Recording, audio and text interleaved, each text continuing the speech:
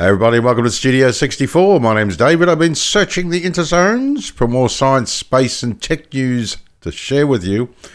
And I came across this at Yahoo Finance. Yes, Bill Gates is bringing the most advanced nuclear facility in the world to a small city with only 2,000 people. And I think you know what my attitude towards that is. Bill, yes.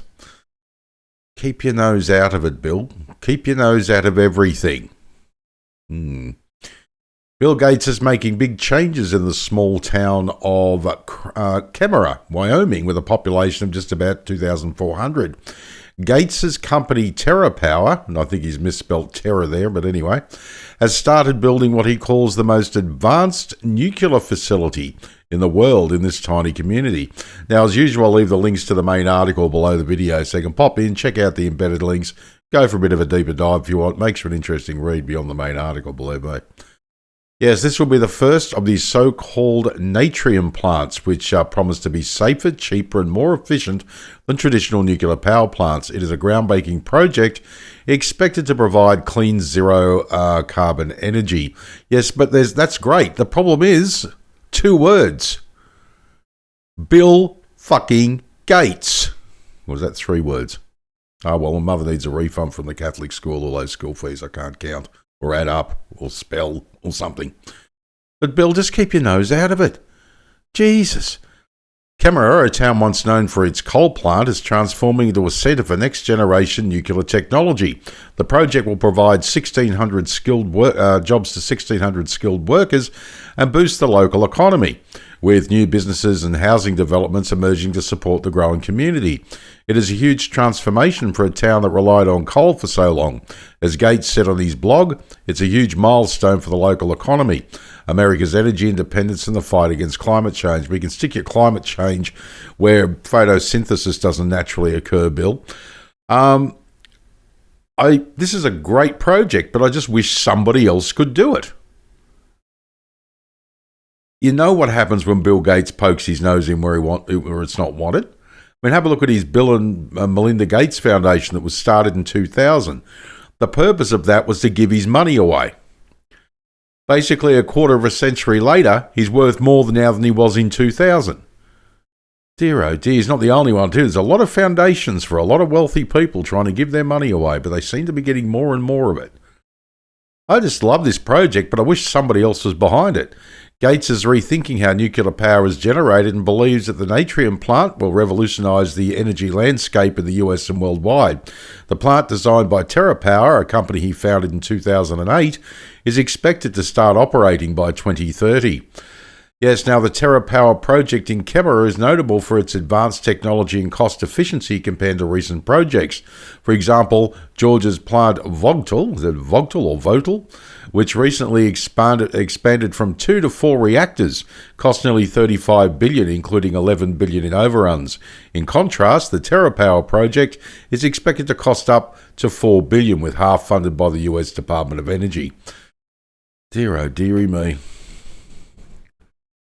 But Gates isn't stopping at nuclear power. His energy investment firm, Breakthrough Energy Ventures, is backed by other big names like Jeff Bezos and Michael Bloomberg. Yeah, he's another one, Jeff Bezos with a bloody foundation. Dear oh dear. And Richard Branson, Jesus Christ. Oh dear. Has just raised $839 million for a new climate fund called BEV3. This fund is part of Gates' bigger plan to invest in technologies that can drastically cut greenhouse gas emissions. Dear oh dearie me. The fund will focus on 5 main areas: electricity, transportation, manufacturing, building, and food and agriculture. Gates, who was the richest person in the world from 1995 to 2017, has been focusing on philanthropy, particularly vaccines, clean water and sustainability. Due to these and other initiatives, he's often in the spotlight and occasionally at the centre of controversy. He never left it. Dear Lord. Philanthropy. Yes, he's going to control food, drugs, the whole lot, buy up a whole lot of farmland in the United States, going to control everything. Philanthropy, my buttocks. Lordy, lordy, lordy. Absolute load of crap. Bill, it's a great project, but stay out of it. Let somebody else do it. Not one of these people either. The people up here. The only billionaire I've got any time for is Elon Musk. It's fascinating, isn't it? Dear, oh dear. We've got a little bit of a video here with a bit more, not this one here. This is, Melinda Gates. But we've got a little video that will give us a bit more background on this Bill Gates project in Kemmerer, Wyoming, and then we'll finish off the conversation, I should say, when we come out the other side. Most countries are now moving away from fossil fuels, and that's why a nuclear innovation company founded by Bill Gates is setting up a power plant at a town in America's Wyoming state. Here's how natrium technology could be the future of advanced clean energy. Welcome to Kemmerer, a sleepy town in the American state of Wyoming. It is here that Bill Gates is launching an ambitious project to counter climate change. Enter nuclear energy technology. Gates' company TerraPower will set up a non-traditional sodium-cooled reactor, one that will bring workers from a local coal-fired plant scheduled to close down soon. Many see the project as a much-needed economic boost.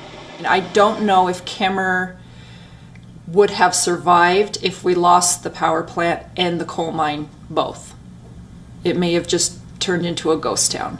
With what's happening here with the natrium power plant, that's the survival of our community. For many US states transitioning away from coal, oil and natural gas, nuclear power is emerging as an answer to fill the gap, only to reduce greenhouse gas emissions and stave off the worst effects of a warming planet. So we fully expect, a massive expansion of wind and solar, and we're for that. But to complement that wind and solar, if we're going to shut off the fossil sources over time, we really need a source like nuclear that's emission-free and that's running 24/7. The plant Kemmerer reactor uses natrium technology. This is a sodium-cooled fast reactor paired with an energy storage system. It is also less expensive than conventional water-cooled nuclear plants. So just like in a coal plant where you'd have combustion, instead we have fission creating the heat. And so we have to remove the heat from the fuel. And the way we remove the heat from the fuel is with liquid sodium. Plant's peak capacity could generate 500 megawatts. That's enough energy for 500,000 homes. But the downsides remain. The plant's uranium fuel would initially need to come from Russia. Currently, the US doesn't enrich fuel to levels required by this power plant. The other consequence is that of nuclear waste. In fact, nuclear power does generate highly radioactive materials, which are carcinogenic, and it generates volumes of waste, which will persist in the environment for hundreds of thousands of years.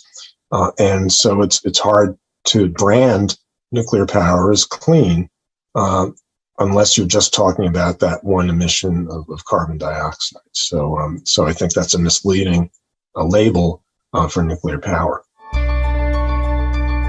The approach isn't new. Russia already has a commercial sodium-cooled reactor since 2016, and such designs have also been tested in the US, simply because it's cost-effective and one of the fastest. Natrium technology is perhaps the way forward for advanced clean energy that can change the world.